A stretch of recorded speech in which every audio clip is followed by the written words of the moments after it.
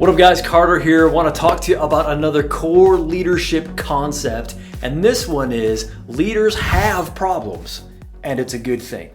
Here's what we've got to understand if we're going to lead anything substantial for very long, and that is people are going to hand you problems. That's the function of a leader. When King David became king, he had this revelation moment that is talked about in 2 Samuel chapter 5, verse 12. It says, "And David knew that the Lord had established him king over Israel, and that he had exalted his kingdom for the sake of his people Israel." Why did God make David king? For the sake of the people. He said, David, you're going to help them solve problems. They're going to bring you rocks, and you have to do something with them.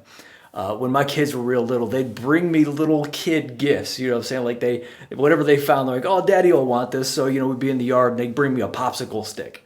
Or they'd bring me like half a mouse. Or they bring me like just a rock. And those are sweet, except for the mouse. But after a while, it's like, what do I do with this? Well, if you're the leader, people are going to bring you those kinds of things. They're going to bring you rocks in the form of problems. And they're saying, I need you to solve this. Now, here's where we go wrong is we say, I can't rest until I fix all the problems. Can I just tell you, it is a farce.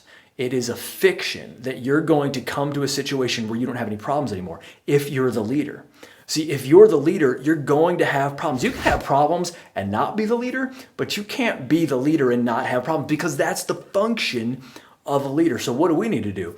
Well, we need to do what we can with the problems. That means, we relieve some of the pressure by coming up with systems and structures and tools and the right people to help solve some of the problems. And that's what leaders do. But you're never going to get to the place where you've set it up so well that suddenly, oh my word, there's just no more problems. That's not how it works, because if you're still seen as a leader, people are going to still bring you problems. So sometimes, you got to set up the system. Sometimes you have to remove the obstacle. You need to have that hard conversation. You need to sell the thing, or you need to buy the thing. You need to get something out of the way that you're procrastinating in order to move the ball forward.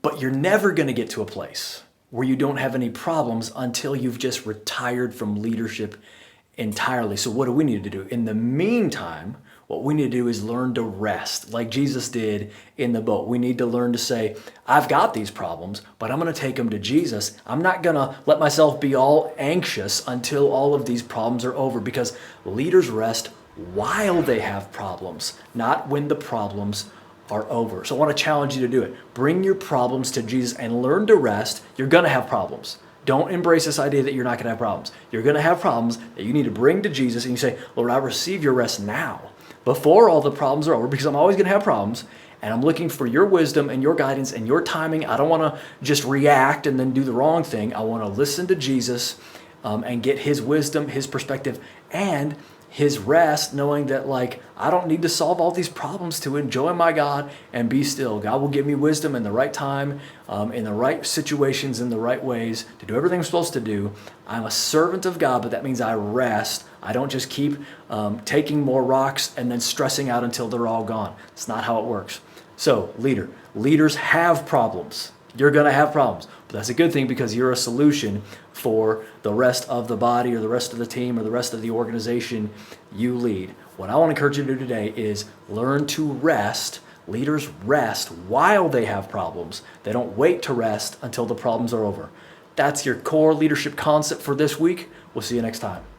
What up, friends? Hopefully that was a helpful little nugget. If you found it helpful, do me a favor, like and share it and do all the things. Don't forget to stop by BibleLeadership.com and check out all the latest resources we have for you there.